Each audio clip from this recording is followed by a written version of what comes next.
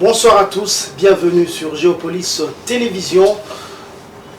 Bientôt, le rendez-vous entre les électeurs et les candidats. Le 20 décembre sera un jour de vérité. Mais bien avant d'affronter les suffrages de Congolais, Géopolis Télévision offre à tous les candidats une vitrine pour que chacun fasse valoir son offre politique. Près d'une heure du temps pour convaincre les électeurs que vous êtes le candidat qu'il faut. Fidèles téléspectateurs, vous êtes dans Pourquoi vous? Et pour ce premier numéro, nous avons l'insigne honneur de recevoir le professeur Pascal Lutumba, qui est candidat au national et législatif provincial. Bonsoir professeur. Bonsoir monsieur le journaliste. Et pour vous interroger, nous avons avec nous ici Fiston Oleko, qui est journaliste ici à Géopolis Forum. Bonsoir Fiston. Bonsoir Patrick Ilunga. Bonsoir professeur Pascal Lutumba. Bonsoir monsieur le journaliste. Voilà professeur, déjà pour commencer, s'il vous est donné de vous présenter à vos électeurs, que direz-vous? Je suis Pascal Lutumba, je suis médecin de formation et après ma formation de médecine, j'ai dû faire de maîtrise en contrôle de maladie et en santé publique. Et puis bon, il y a eu d'autres cours, je ne vais pas prendre une heure à me présenter et j'ai dû faire ma thèse de doctorat à l'Université libre de Bruxelles.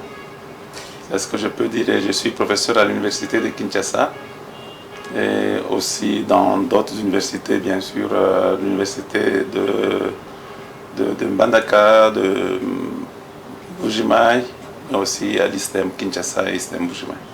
Bien évidemment, vous êtes candidat aux législatives nationales, c'est-à-dire député national, et aussi aux législatives provinciales, raison pour laquelle vous êtes notre invité aujourd'hui ce soir. Et vous avez 3 minutes pour présenter votre offre politique. Pourquoi vous êtes candidat? Ouais. Je suis candidat parce que d'abord je connais bien le pays pour avoir circulé un peu partout dans le pays. Il n'y a pas un point où je n'ai pas été, au vu de mon exercice de contrôle de maladie et de médecin, mais aussi de professeur. Je pense que, et je suis très convaincu, qu'il y a des choses évidemment qu'on a essayé d'améliorer, mais il y a encore beaucoup de choses à faire. Donc le fait qu'il y a beaucoup de choses à faire, il y a par exemple 2 domaines que je connais, que je maîtrise très bien, mais ça ne veut pas dire que je ne connais pas les autres domaines. Quand je regarde le domaine de la santé, mon impression est qu'on ne va pas dans le bon sens. Les indicateurs sont au rouge pour beaucoup de choses. Et vous le savez, le décès maternel, c'est tout un problème. Et maintenant qu'on passe à la gratuité, donc on devrait essayer de voir si on peut réduire ça. Et nous, on a travaillé là-dedans, on a fait beaucoup de choses pour contrôler la maladie. Au début, j'ai commencé à travailler sur la maladie de sommeil. Et en ce moment-là, c'était une catastrophe. Et actuellement, nous sommes presque en voie d'élimination de cette maladie. Ça veut dire qu'on a quand même certaines clés, on a certaines idées, on a des outils qu'on peut proposer. Et avant de les proposer, bien sûr, on devait voir si le problème n'est pas l'application des lois. Si les lois n'existent pas, on a la capacité de proposer des lois qui soient adaptées à la condition de la vie congolaise. Et aussi de voir en sorte que ces lois ne puissent pas vraiment déranger, mais ça devrait améliorer la communauté, la vie de la communauté et se débarrasser de beaucoup de ces maladies. Ça, c'est un domaine que je connais bien. Beaucoup de pays se sont débarrassés de beaucoup de maladies, mais nous, on a encore des maladies qui datent depuis 1950-1940, comme l'onchocercose, y compris dans la capitale comme Kinshasa. Donc, il y a des choses à faire. Et comme député, il y a lieu de travailler avec l'exécutif et de contrôler l'exécutif si jamais ils ne prennent pas des mesures nécessaires pour pouvoir le faire et voir comment les contraindre. Si les lois existent, il faut faire en sorte que l'exécutif puisse vraiment appliquer ces lois. Si ça n'existe pas, ça va être notre boulot de pouvoir en proposer et suivre que ça puisse réellement se réaliser. Ça, c'est un côté. L'autre côté que je maîtrise bien, comme je l'ai dit, donc j'ai travaillé presque 30 ans au ministère de la Santé, donc j'ai commencé à l'échelle beaucoup plus bas jusqu'au niveau national. Donc je connais le système très bien, mais il semble être en train de se déstabiliser. Donc il est grand temps que les gens qui ont travaillé là-dedans, qui l'ont vu quand ça marchait très bien, puisse être là pour voir comment remettre un peu cette machine et ce système en marche. L'autre côté, c'est le côté de l'enseignement. Si on l'a remarqué, si vous quittez Kinshasa vers Boma ou Matadi, vous avez presque, je ne sais pas ce qui s'est passé dans le pays, vous pouvez trouver très facilement 20 facultés de médecine, vous pouvez trouver 20 ISTEM, vous pouvez trouver les facultés de droit, si bien qu'on arrive à un surnombre de production des cadres au moment où il n'y a pas de poste pour ces cadres-là. Donc ça demande à ce que l'on puisse réfléchir, que l'on puisse légiférer là-dessus, que pas n'importe qui crée son université là où il pense qu'il doit créer, et pas n'importe qui décide de mettre, presque tous ils mettent la faculté de médecine, je ne sais pas pourquoi, et au finish, qu'est-ce qu'on a? On a une certaine inadéquation entre la demande et l'offre, et les médecins, au lieu de faire leur tâche de médecin, ils commencent de temps en temps à vendre à la pompe d'essence, etc. Et ça fait que montrer que le système est réellement en crise parce que cette inadéquation pose des problèmes sérieux. Si les parents, par exemple, qui ont payé vos études, qui ont cru en vous, et quand vous terminez, ils font une grande fête, et après la fête, ils affichent votre diplôme au mur, et ça s'arrête là. Au moins, eux, ils pensent que maintenant, vous pouvez les prendre en charge. Vous ne pouvez pas parce que dans les hôpitaux, il y a une situation pléthorique énorme. On a des hôpitaux de 30 lits avec environ 300 médecins. Ça ne peut pas se faire. Même la qualité des soins, tout le monde a remarqué que ça ne va pas, mais je trouve quand même anormal que ceux qui sont censés gérer la chose publique, eux se font soigner à l'extérieur du pays. Ils vont en Afrique du Sud pour n'importe quoi. Mais en Afrique du Sud, ce sont les étudiants à qui nous avons donné cours, qui sont là-bas, parce qu'ils sont dans des conditions différentes de ceux qui sont restés ici. Eux peuvent aller se faire soigner là-bas. Et ici, ils peuvent laisser ça comme ça. Et ça, je pense que c'est assez suffisamment révoltant. Et il faut régler ça. Parce que tous, on a droit à la vie. Et c'est un secteur qui demande beaucoup de choses, y compris le secteur des avocats. Quand on était jeune, quand on avait un problème en justice, on avait un seul avocat qui nous assistait aux deux. Mais actuellement, il y en a 50. Je me demande même, la personne qui est en justice, il écoute qui parmi les 50? Parce que vous êtes défendu, parce qu'ils sont tellement nombreux et qu'on doit trouver des solutions. Et ces solutions peuvent faire mal, mais on est obligé de trouver des solutions en relocalisant certaines personnes. Pas qu'ils restent en vie, mais ils peuvent avoir une prime spéciale de brousse, qu'ils aillent aider nos compatriotes qui sont en brousse, qui eux manquent d'avocats, ils manquent de médecins, ils manquent d'enseignants. Et ça, c'est un vrai problème. Et pour le moment, l'âge des professeurs que nous sommes, bien sûr, a avancé. Mais ce sont encore nous qui devons aller donner cours un peu partout par manque d'enseignants. Ça voudrait dire que ce secteur-là demande aussi une certaine réflexion pour voir comment régénérer la classe des professeurs pendant qu'on est encore là. Hein, parce qu'on commence un peu à partir un peu progressivement. Si vous allez au campus, vous avez des deuils 2 fois chaque mois, mais ça peut arriver même 2 fois chaque semaine. Donc je pense qu'il est grand temps que l'on puisse réglementer ou faire en sorte que ça marche beaucoup mieux. Parce que la santé et l'éducation, ça fait partie des clés pour le développement de notre pays comme on est là. Voilà, quand vous regardez par exemple le Parlement actuel, ou bien même les candidats qui sont peut-être vos concurrents, ou parfois à Tchangou, à Funa comme vous, mais à Bandal aussi comme vous, et à des pédigris différents avec des gens hautement qualifiés, des gens diplômés, des professeurs d'université, mais parmi ces multitudes, pourquoi vous pensez que c'est vous qui doit être le candidat idéal? Ouais. Je pense que je suis le candidat idéal parce que, je peux dire que je pense, mais non, je suis convaincu que je suis idéal. Parce que pendant longtemps, j'ai observé. Hein, parce que la première chose, c'est d'observer la société, la chose publique, comment elle est gérée, et se poser la question, est-ce que, personnellement, je peux apporter quelque chose? Qu'est-ce que je peux apporter comme touche là-dedans? Parce qu'on est professeur, c'est vrai, mais il y a des professeurs, ils terminent comme licenciés à l'université et ils commencent la carrière de professeur. Moi, je suis d'abord allé travailler sur terrain et je connais les problèmes sur terrain avant de rentrer dans le milieu académique. Donc je ne serai pas ce professeur qui enseigne des choses, qui parle des choses qu'il n'a pas vécues lui-même à l'intérieur du pays. J'ai travaillé, il y a des coins comme Kinzenzengo, c'est très loin de Masimanimba. Donc si on est en train de parler d'un problème à Kinzenzengo, je sais dire, j'ai été là, je connais le problème et je pense que la solution doit être celle-là. Mais beaucoup d'entre nous, ils ont été là, à Kinshasa tout le temps, ils postulent comme député national, mais tu ne restes pas député national seulement de ta circonscription. National veut dire que tu dois aider à ce que tout le pays ensemble, sans oublier ta circonscription.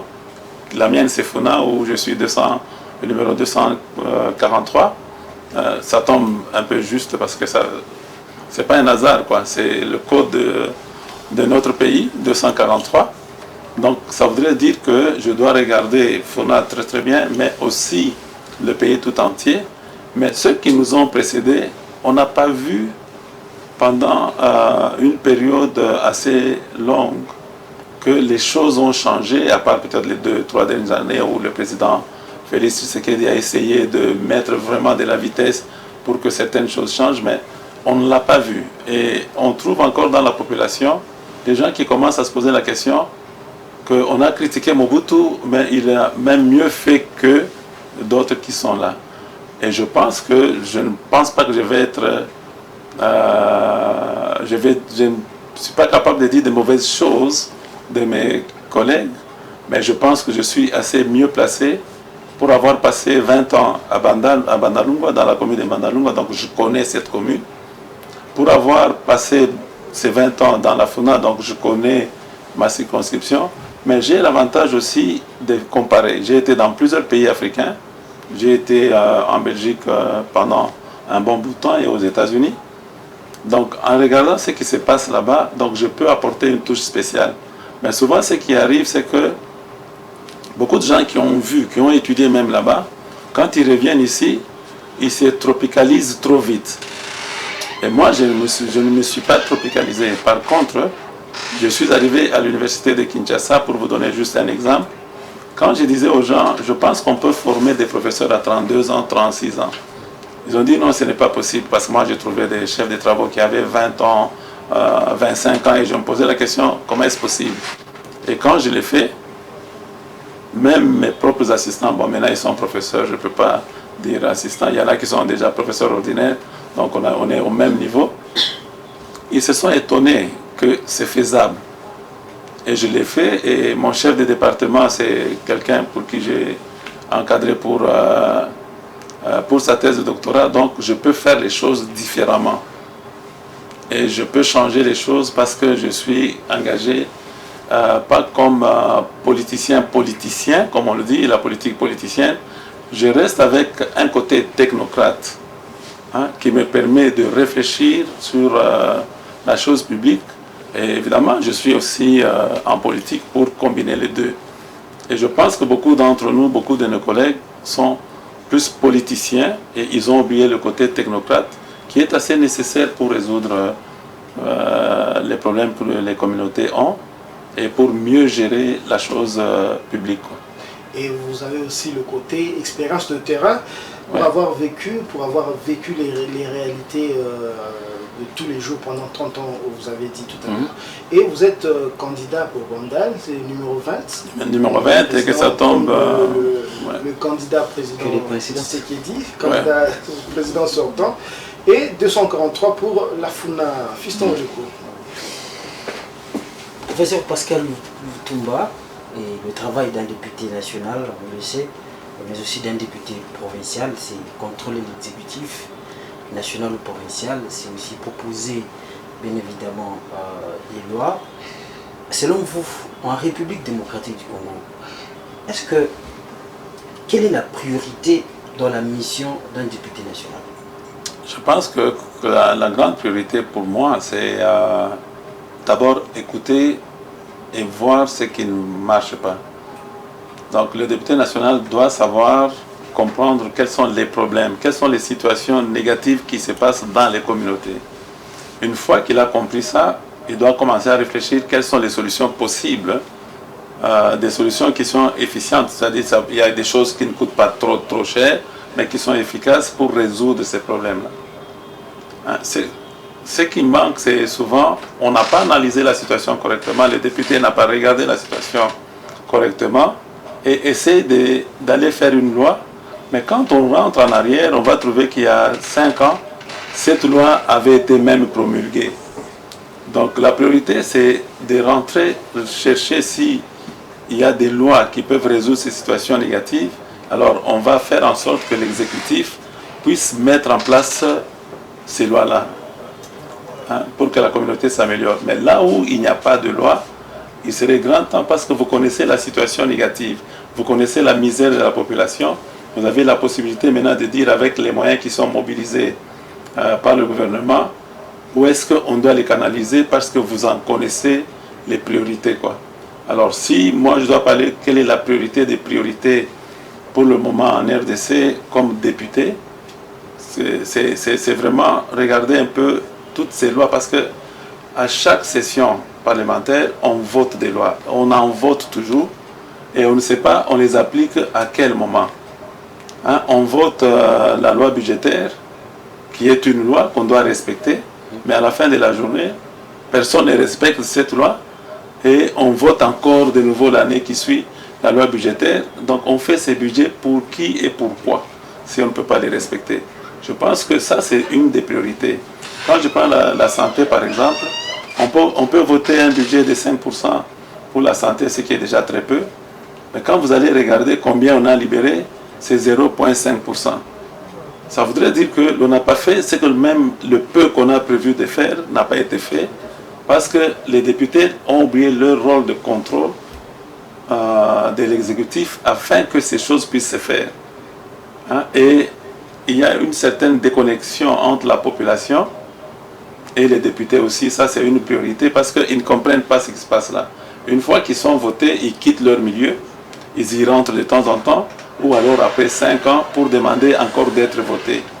Et ça, c'est ça qui a fait que moi, je me dis, j'ai vécu avec ces gens, je les connais, je connais les problèmes, et j'en connais les priorités, donc il faudrait bien regarder dans ce sens. Pour reconnecter avec cette population, lorsque vous serez élu, ça sera comment? Ce que moi j'ai pensé, c'est la misère chez nous quand même, à Bandala est quand même un point un peu important, peut-être ça change un peu. Ce que je pense, pour rester en connexion avec, il y en a qui appellent ça ma base, mais je préfère dire la communauté dans laquelle je vis, c'est pas ma base, c'est la communauté. Qui vous travaillez? C'est d'avoir, je parle avec eux, je pense que ce dont ils ont besoin, c'est d'avoir une certaine association qu'on a mis en place, qui vont gérer eux-mêmes. Et moi, je serai là pour aider. Cette association va faire en sorte que chaque ménage, chaque participant à ça peut mettre un petit montant par mois. Et ce petit montant peut aider soit à l'évacuation même des déchets dans le quartier. Au lieu d'avoir les matiti, on ne sait même pas là où ils jettent ça. On peut organiser cela, on peut organiser la salubrité dans notre communauté. Et aussi, s'il y a des gens qui sont malades, on a la possibilité, avec cet argent, de pouvoir les aider aux soins ou même aux études, et discuter avec cette communauté quelle serait la meilleure orientation que l'on devrait faire comme habitants de cette communauté. Pas aller absolument à l'université. Parce que le problème chez nous, c'est que la décision est toujours d'aller à l'université. Mais quand vous allez aux États-Unis, vous êtes en Belgique, ils ne sont pas obligés d'aller à l'université. Je n'ai pas été obligé d'aller à l'université. Parce que le moment que j'ai terminé, j'ai été engagé immédiatement à la GECAMI. Donc j'avais le choix entre travailler, parce que j'avais le boulot à la GECAMI, ou j'avais les frais d'installation. Je touchais l'argent, mais je ne savais même pas ce que je devais faire avec. J'étais trop petit à ce moment-là.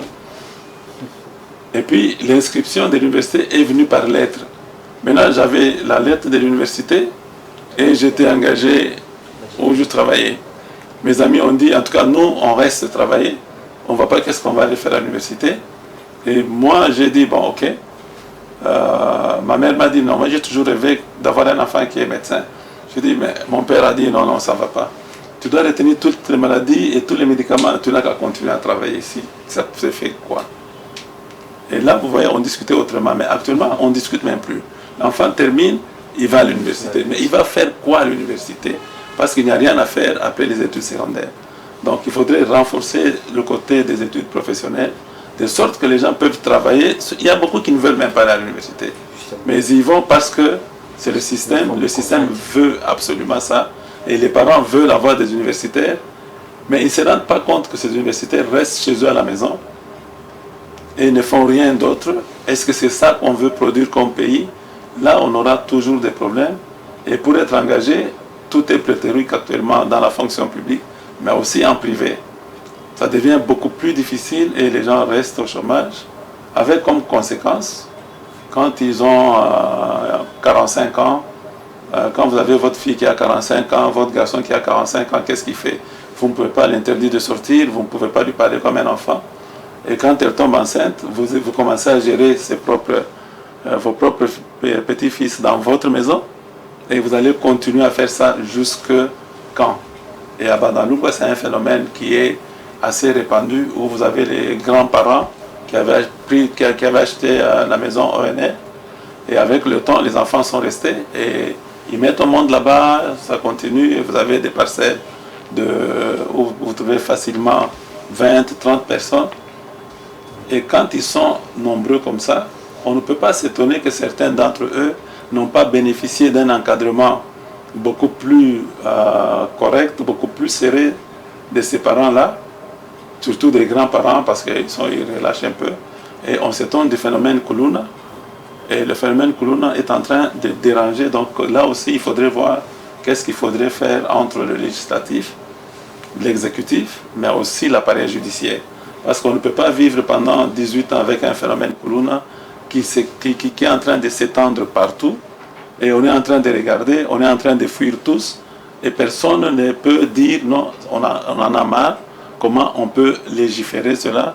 Comment l'exécutif peut gérer ce problème et l'appareil judiciaire? On voit bien que vous êtes, on va dire, vous avez eu le temps d'observer la société congolaise, mais est-ce qu'un seul député, quoique ayant de bonnes intentions, peut faire changer les choses? D'autant plus que là, c'est la loi de la majorité, c'est la majorité qui fera passer ses idées. Oui, absolument, mais le problème c'est qu'un seul député, une seule personne peut changer une communauté. Et ça, j'y crois. Parce que ça dépend de la stratégie que vous mettez en place.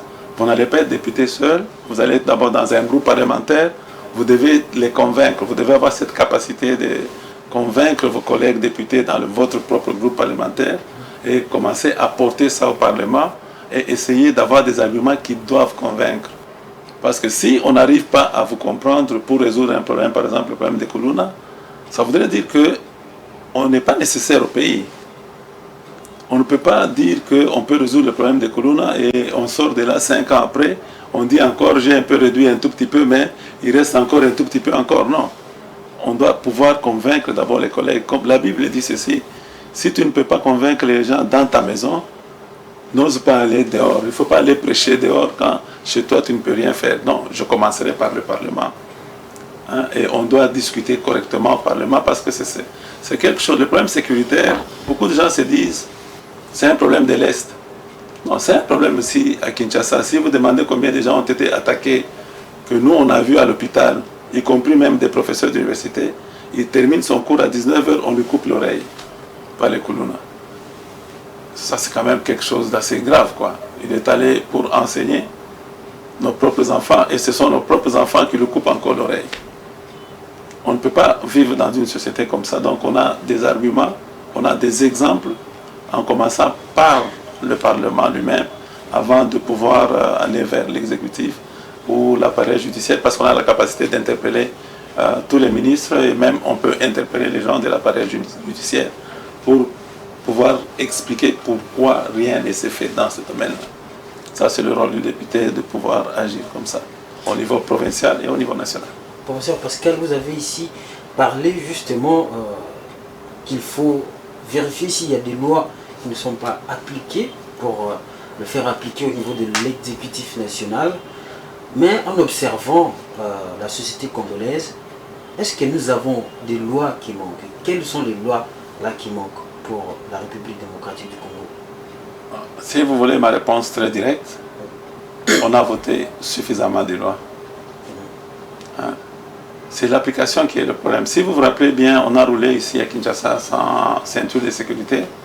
Je suis allé vérifier dans la loi, c'était bien écrit que pour rouler, vous devez mettre votre ceinture. Dès que l'exécutif a dit vous devez mettre votre ceinture, les Kinois se sont habitués à mettre la ceinture de sécurité dès qu'ils sont dans les véhicules. Donc il y a beaucoup de lois qui existent. C'est question de les appliquer. La loi budgétaire, c'est question de suivre. Ça ne sert à rien de voter un budget en disant ok, on va subventionner par exemple Géopolis, et à la fin vous marchez comme ça se fait souvent et vous avez zéro et on n'a rien débloqué. Il faudrait d'abord s'assurer que les lois qui existent, si ce sont de bonnes lois qui sont d'actualité, le problème est d'actualité, on devra régir ça. On a pris des lois pour dire que le mariage d'une fille qui a moins de 18 ans ne peut pas se faire et les parents peuvent être arrêtés. Tous dans notre communauté, on voit bien les mariages des filles de 16 ans, on voit bien les filles de 16 ans mettre au monde dans les maternités et personne n'est arrêté. Et rien n'est fait. Donc vous n'allez pas encore aller prendre une loi pour dire que le mariage avec une fille de moins de 18 ans, c'est interdit. Non, vous voyez pourquoi ça ne s'applique pas. Nous, on a la chance de notre côté, parce que je suis en même temps chercheur, on a la chance de comprendre les choses sur le plan scientifique et de mener des études et des compréhensions scientifiques pour voir pourquoi les gens rejettent une loi, pourquoi les gens se comportent comme ça, quelle serait la meilleure solution pour ces gens-là, afin que les choses changent dans la communauté. Parce que chaque parent veut voir, n'a pas envie de voir sa fille être enceinte à 16 ans, arrêter les études, veut voir sa fille terminer ne fût-ce que les études secondaires avant d'arriver à ça. Professeur, la République démocratique du Congo connaît aussi un autre phénomène consistant au départ des Congolais qui vont à l'étranger pour chercher le mieux vivre, mais ils arrivent aussi de ceux-là, la majorité d'ailleurs, qui acquièrent la nationalité. Est-ce qu'on peut ouvrir le débat sur l'exclusivité de la nationalité congolaise, ou bien on va laisser seulement que les Congolais puissent partir comme ça? On constate même qu'il y a des fuites de cerveau. Oui, le fuite de cerveau, ça c'est un événement qui est réel. À un moment donné, nous on avait pensé ramener les médecins de l'Afrique du Sud vers le Congo en disant, bon, on est dans la communauté SADC, hein, on ne peut pas dépenser de l'argent par l'État pour former ces médecins, et puis ils se retrouvent en Afrique du Sud, après avoir bénéficié de toute la formation qui a été payée par le gouvernement congolais, et c'est le gouvernement sud-africain qui en bénéficie. Si vous prenez une telle décision, c'est une catastrophe parce que vous allez les remettre où? Là où il y a pléthore encore de médecins. Non, ça devient difficile. On peut négocier avec l'Afrique du Sud pour dire vous utilisez nos médecins, on n'est pas contre, mais quelle est la compensation qu'on peut avoir? Ça, c'est des choses qui peuvent se discuter sérieusement. Il y a eu quelques avancées, mais pour le moment, moi je ne conseillerais pas d'ouvrir le débat sur la double ou triple nationalité, pour la simple et bonne raison que nous-mêmes Congolais, on n'est pas encore identifiés correctement. Et si vous ouvrez ce débat-là, vous ne saurez même plus qui est Congolais, qui l'est. La première étape, c'est d'avoir les cartes d'identité, de savoir qui est Congolais. Quand vous savez ça, alors vous pouvez ouvrir pour la double nationalité parce que vous avez un fichier que vous pouvez contrôler. Actuellement, si moi je me déplace de Bandalungwa, là où je suis, je vais juste à Kasavubu, ni le chef de rue, ni le chef de quartier, ni le bourgmestre, ils ne savent même pas que je suis arrivé là. Ils ne savent même pas là où j'habite. Et quand vous ouvrez ce débat-là avec nos pays frontaliers, c'est un problème. Moi, j'étais parti du côté de l'Ozi, chez les Banyanga.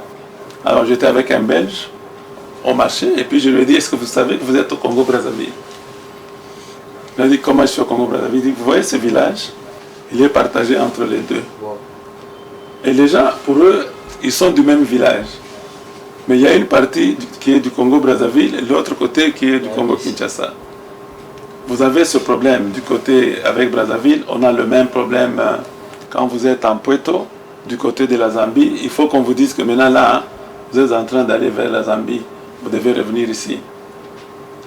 Et on a les mêmes problèmes du côté de l'Angola, donc ce n'est pas vraiment le moment de pouvoir ouvrir si on ne maîtrise pas nos frontières correctement et notre population correctement.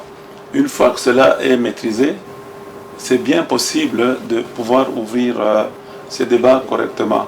Mais je suis quand même d'accord que les Congolais qui ont pris la nationalité belge ou américaine n'ont pas fait ça de grand plaisir. Ils ont fait ça parce qu'il faut survivre dans ce milieu-là. Je les ai vus là. Sans la nationalité, tu as très peu d'accès à certaines choses. Pas d'accès au crédit maison, pas d'accès à ceci et cela. Il fallait changer absolument de nationalité pour pouvoir rester. Et ce n'est pas des gens qui ne regrettent pas d'être partis. Ceux qui sont ici se disent toujours il faut que je parte. Mais ceux qui sont là, ils se disent toujours c'est le moment où je pourrai revenir, je vais revenir. C'est un peu ça. Donc il y a eu une mauvaise publicité du Congo où tout le monde s'est dit il faut partir. Et ça, c'est resté dans la mentalité. Nous, quand on était jeunes, je me rappelle quand j'ai terminé mes études secondaires et que je venais ici à l'université, pas à Kinshasa évidemment, à Lubumbashi parce que j'ai terminé en Colosie. J'arrive à Lubumbashi et puis je suis venu me promener en vacances ici. L'ambassade de Belgique avait ouvert des bourses pour aller étudier, l'ambassade plutôt de l'Allemagne, pour aller étudier en Allemagne. Je dis souvent Belgique parce que je suis resté longtemps en Belgique, donc ça va se confondre de temps en temps. J'ai été sélectionné parce que j'étais lauréat dans ma section aux examens d'État. J'ai été sélectionné et on m'a appelé par madame la consul, c'était une dame. Et je lui ai dit, je pense que je ne vais pas aller, je préfère rester dans mon pays, je suis inscrit à l'université et je préfère travailler pour mon pays. Il m'a regardé 2 fois et dit, est-ce que tu es sûr? Et puis il m'a demandé, tu viens d'où? J'ai dit, je viens de Lubumbashi. En tout cas, c'est la première fois que je vois quelqu'un à qui on offre une bourse de 8 ans qui refuse. Ça voudrait dire que nous, quand on était jeunes, on n'avait même pas cette idée de dire il faut aller en Allemagne, il faut aller en Belgique. Ce n'était pas vraiment à l'ordre du jour. Et avec la décadence du pays, c'est devenu vraiment à l'ordre du jour. Quelqu'un aurait une bourse aujourd'hui, il ne dort même plus, il dort sur le papier de bourse parce qu'il pense qu'on va venir voler ça, ou bien il va à l'église, il dort par terre pour qu'on n'annule pas du tout cette bourse. Donc il rêve vraiment ça, mais dans le temps, ce n'était pas comme ça. Mais on peut revenir à ça. C'est bien possible de revenir à ça si on organise davantage le pays. Ce n'est pas les moyens qui manquent, mais c'est l'organisation de tout ça qui peut nous aider à nous développer.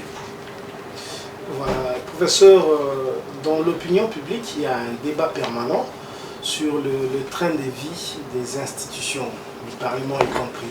Selon vous, est-ce qu'il est urgent de réduire ce train de vie-là? Oui, absolument. Parce que je suis convaincu qu'il faut réduire ça pour la simple et bonne raison que ce qui est de la chose publique appartient à tous les Congolais et la redistribution de ces biens-là doit quand même suivre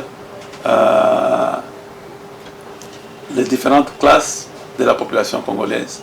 Vous ne pouvez pas être seul, vous touchez, je donne un exemple comme ça, 100 000 $, de l'argent du contribuable congolais, qui lui va toucher 50 $. Je pense que là, vous devez vous gêner. Et vous prétendez représenter cette population, parler au nom de cette population, au moment où vous avez 100 000 $, non.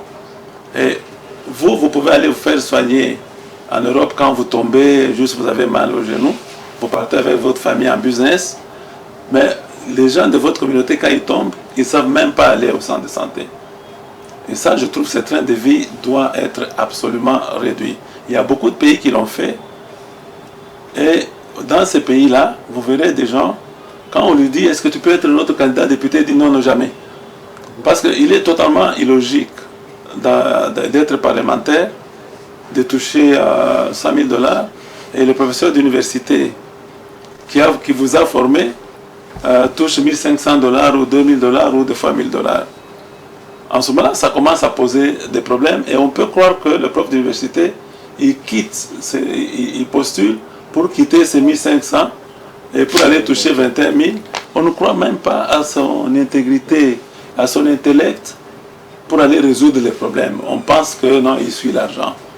Et malheureusement, c'est rentré aussi dans le public. Les députés vont chercher l'argent. Ils ne croient même plus beaucoup que les députés vont chercher les solutions à nos problèmes, quoi.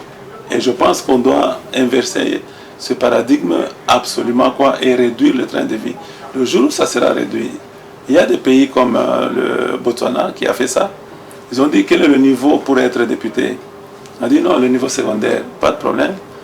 Le niveau secondaire, les gens qui donnent cours à l'école secondaire, ils touchent combien? Ils touchent $100. Le député va toucher $100 avec quelques frais au-dessus. Vous devez être au même niveau. Alors, en ce moment-là, un professeur d'université qui ne pense qu'à l'argent au lieu d'aller chercher des solutions, va refuser de perdre ses 1500 pour aller toucher $100. Hein? Et vous verrez un pays comme le Botswana, quelqu'un, on le nomme ministre, il commence à regretter parce que des fois, il touche beaucoup plus d'argent là où il était que quand il devient ministre. Mais ici, tout a été tellement inversé et ce train de vie pousse les gens à se dire ces gens sont là pour s'enrichir eux-mêmes. Alors, ils oublient même que c'est eux qui contribuent à cet enrichissement-là. Voilà. Et on doit changer un tout petit peu les choses, quoi. Voilà, nous approchons un petit peu vers la fin de cette émission. Mais professeur, la RDC, c'est quand même 26 assemblées provinciales. C'est une assemblée nationale avec 500 députés, des assistants, des administratifs. Ça fait quand même lourd dans le budget national. Que répondez-vous à ceux qui pensent carrément que bon, c'est trop cher pour la RDC, qu'il faut annuler ou bien supprimer les organes délibérants comme l'Assemblée nationale et les assemblées provinciales? Bon, il y a évidemment, ça pèse lourd, encore une fois parce qu'il y a une certaine mauvaise organisation. Lorsque vous avez une entreprise où vous utilisez 2 personnes, hein, vous pouvez être seul à gérer ça. Quand vous passez à 100, vous commencez à chercher qui est gestionnaire et qui est comptable, qui s'occupe des ressources humaines. La RDC a plus de 100 millions d'habitants et on ne peut pas se dire qu'on peut gérer tout le monde à partir de Kinshasa. Ça, c'est presque impossible, quoi. Et puis, nos réalités ne sont pas les mêmes. Parce que ce qu'on va légiférer ici, absolument, n'est pas toujours la même chose quand on est proche des populations, parce que ces assemblées provinciales aident à résoudre les problèmes directement qui se posent dans leur contexte. C'est vrai que leur paiement, ça n'a pas été assez clair qui doit payer qui et qui doit décentraliser. Il y a quelque chose, comme je l'ai dit, il y a beaucoup de lois, mais il y a quelque chose qui a échappé. La rétrocession ne se faisant pas régulièrement, ces assemblées se sont retrouvées aussi dans l'impossibilité de pouvoir faire quelque chose, parce qu'on ne peut pas décider de mettre le gouverneur seul et ne pas être suivi. On va tomber dans les cas qu'on a eu dans le temps, on ne saura pas qui contrôle réellement le gouverneur et on va tomber dans ces problèmes. Maintenant, il est clair que à côté de ces assemblées provinciales, ce qui coûte encore beaucoup plus cher, ce sont les gouvernements provinciaux. Moi, par contre, j'irais dans le sens de dire c'est une duplication qui est totalement inutile, quoi. Parce qu'on a les ministres nationaux et on a les ministres provinciaux dans le même domaine. Et les ministres nationaux dépendent du Premier ministre et du Président. Le ministre provincial dépend du gouverneur et ils n'ont pas de relation claire. Alors là, ce n'était pas nécessaire de dupliquer, quoi. Et c'est eux qui prennent encore une grande part, parce que la plupart des députés provinciaux, vous le savez, ils sont en retard de paiement. Mais la plupart des ministres provinciaux n'ont pas de retard du tout. Hein? Et ça, moi, je pense que c'est de ce côté-là qu'il faudrait regarder et réduire l'équipe du gouvernement provincial à des choses beaucoup plus nécessaires, mais laisser les parlements provinciaux continuer à avoir ce contrôle direct. Parce que le Parlement national va commencer à aller juste en vacances. Et les vacances parlementaires, vous savez, vous avez votre communauté à voir et vous ne pouvez pas aller voir le gouverneur, vous ne pouvez pas l'interpeller ici à Kinshasa. Il y a eu des abus, comme je l'ai dit, parce que les gens ne veulent pas respecter la loi. Mais si on respecte réellement la loi, le gouverneur sait qu'il est issu du Parlement provincial et que le Parlement provincial a un contrôle sur lui. Et dès que mais malheureusement, c'est lui qui doit payer le Parlement provincial. Donc si vous l'embêtez, eh bien, il ne vous paye pas. Et s'il ne vous paye pas, vous restez sans être payé et de nouveau, vous vous alignez derrière le gouverneur provincial. Alors que vous oubliez que c'est vous qui devez le contrôler. Et c'est lui maintenant qui vous contrôle, qui vous paye quand il veut. Et ça, c'est des choses, ce sont des abus qu'il y a eu, mais je ne pense pas, le grand budget ne part pas dans les assemblées provinciales. Les grands budgets, ça part dans les institutions nationales, où je dis, si on réduisait le train de vie, si quelqu'un au niveau national touche 100 000, si on le remettait à 20 000 ou à 10 000 ou à 5 000, on aura toujours des moyens pour payer ces assemblées et leur demander de faire leur travail. Leur travail, ce n'est pas tout le temps d'enlever le gouverneur et de déstabiliser absolument le gouvernement provincial. C'est ce qui fait que beaucoup de gens pensent qu'ils ne font rien, ils déstabilisent la province, alors il faut les supprimer totalement. Le Sénat, par contre, j'ai quand même des doutes parce que le Sénat vient toujours tout le temps en seconde position après l'Assemblée provinciale.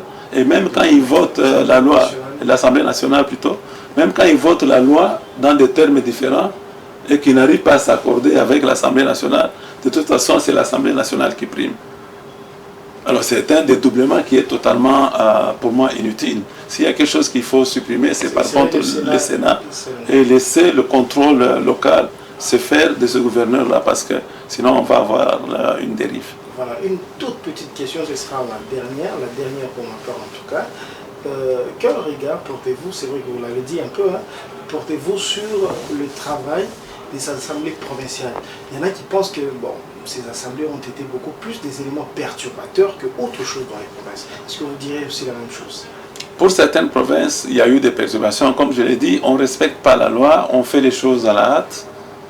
On laisse les choses se faire un peu. Vous savez comment on a divisé les 26 provinces.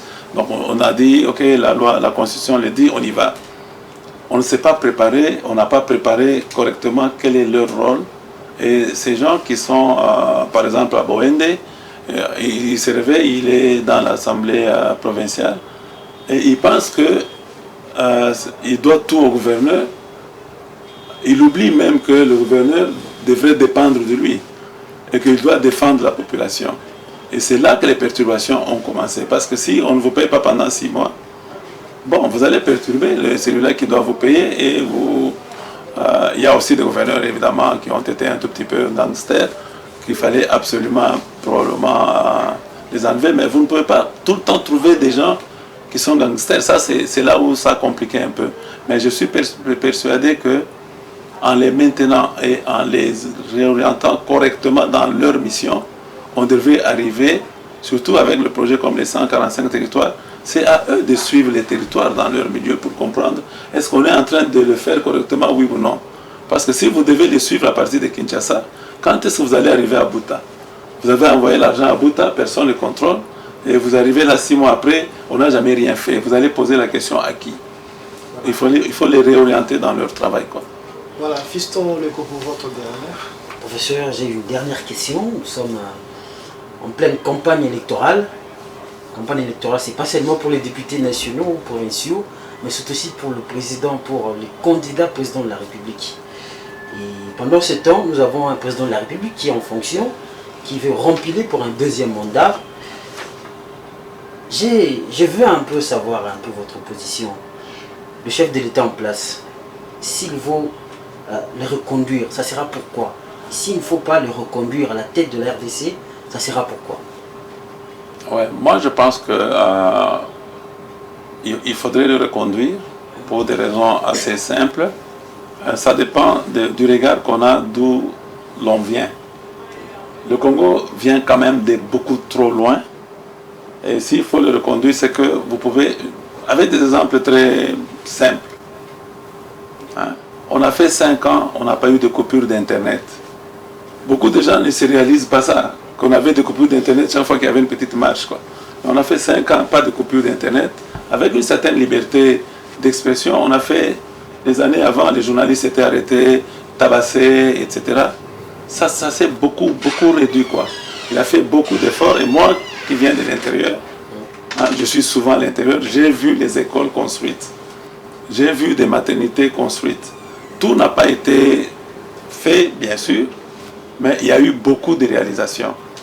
Hein. Et malheureusement pour lui, il n'a pas eu beaucoup de chance, comme les autres qui pouvait avoir un mandat de 5 ans, et 5 ans, il a la majorité au Parlement. Ça voudrait dire que sa politique peut être mise en fonction. Hein, on peut mettre sa politique en fonction sans problème. Mais lui, il n'avait pas de majorité au Parlement pendant presque 2 ans, ou 2 ans et demi. Et là, tous on a vécu que tout ce qu'il pouvait prendre comme initiation, ça ne pouvait pas s'exécuter, même une simple ordonnance ne pouvait pas avoir le contre-seing. Et il n'a eu que 2 ans, et en 2 ans, il a quand même montré que la volonté y est, il peut faire quelque chose. Et il s'est beaucoup bagarré sur le plan diplomatique, ça c'est aussi une autre raison, où le pays est sorti quand même de beaucoup plus loin en ce qui concerne l'achat des armes, des munitions, etc. On avait l'interdiction d'acheter les munitions, on est passé à une autre phase où il fallait l'information. Maintenant, on est à la phase où on peut nous-mêmes nous procurer les armes. Vous ne pouvez pas avoir des pays étrangers qui vous agressent et on vous dit, vous n'achetez pas les armes. Hein? Restez là comme ça, les autres achètent les armes pour vous agresser. Ça ne marche pas. De ce côté-là, il a réussi. La guerre n'est pas encore finie, on peut toujours le dire, mais au moins, on sait se défendre. Ça, c'est une chose. J'ai vu de mes propres yeux, parce que j'ai fait Kikwit et puis je suis arrivé à Chikapa, j'ai vu cette route être arrangée. Et elle a dépassé Chikapa pour commencer à approcher évidemment Kananga. Ça voudrait dire qu'il y a cet effort-là qui est effectivement réalisé. J'ai vu les jeunes gens, j'étais à la base des Kamina, les jeunes gens en formation comme militaires. Je suis passé, quand j'allais à Mwanda, tout près de Kitona, j'ai vu des jeunes gens en formation. Ça voudrait dire qu'il est en train de remettre en place l'armée pour qu'on soit encore mieux défendu. Alors, moi je suis du bon côté de l'histoire. Je préfère ne pas être du mauvais côté. Parce qu'il faut lui donner ces 5 ans totalement avec une majorité confortable au niveau du Parlement. Là, les 5 ans qui vont venir, on peut les juger. Mais quand vous n'avez pas de majorité et que vous devez vivre en coalition, avec nous, on n'est pas habitué à cette coalition. Et beaucoup de gens ne comprennent pas que le président n'a pas une décision ferme sur le Premier ministre. Si jamais il n'a pas de majorité au Parlement, il faut qu'il ait la majorité pour que le Premier ministre suive ce qu'il dit. Parce qu'il peut activer sa majorité pour enlever le Premier ministre. Mais de lui-même, il ne sait pas l'enlever. Il faut repasser par le Parlement. Et quand vous n'avez pas cette majorité, vous jugez, je pense que c'est être un peu, un tout petit peu pas correct, quoi. Merci bien, merci Fiston Leko. Nous sommes pratiquement à la fin de cette émission. Professeur, on comprend que vous êtes du bon côté de l'histoire, comme vous l'avez dit vous-même. Donc vous êtes de l'Union sacrée. En 30 secondes, vous allez regarder la caméra et ce sera votre mot de la fin pour résumer tout ce que vous avez dit en 30 secondes. Merci beaucoup, messieurs les journalistes. Je voudrais d'abord vous remercier de m'avoir reçu sur ce plateau. Pour me résumer ce que je dis à la population de Funa, vous avez un candidat, le numéro 243, qui est là pour vous et qui veut qu'on puisse ensemble identifier nos problèmes et qu'il peut porter. C'est vrai que dans le moment où vous êtes balobelinangai par rapport à Batunyo Sobaza qu'on a pas voté, mais après, vous avez molobelina à Parlement pour résoudre les différents problèmes qu'il y a. La population de Bandar, je suis là. Vous me connaissez à Bandar depuis longtemps. Si vous me votez et vous me donnez vos voix, je pense qu'on fera le meilleur pour résoudre les différents problèmes que moi et vous, nous connaissons. Et que soyez du bon côté de l'histoire. Hein, et on va y arriver. Et ce pays a le devoir et les gens ont le droit de vivre mieux. C'est votre droit de vivre mieux et nous, on a le devoir comme législateur de s'assurer que votre vie est en train de s'améliorer et pas en train d'aller vers la décadence. Et à Bandal, pour les législatives provinciales, vous êtes numéro 20. Comme voilà. Fachi. Voilà, ce sera votre mot de la fin. On vous remercie beaucoup, professeur Pascal Lutumba, d'être passé, d'avoir honoré notre invitation. Pourquoi vous, c'est ici la fin du parcours. On va se quitter avec l'espoir de se retrouver prochainement avec un autre candidat, avec toujours le même plaisir. À la prochaine. Merci.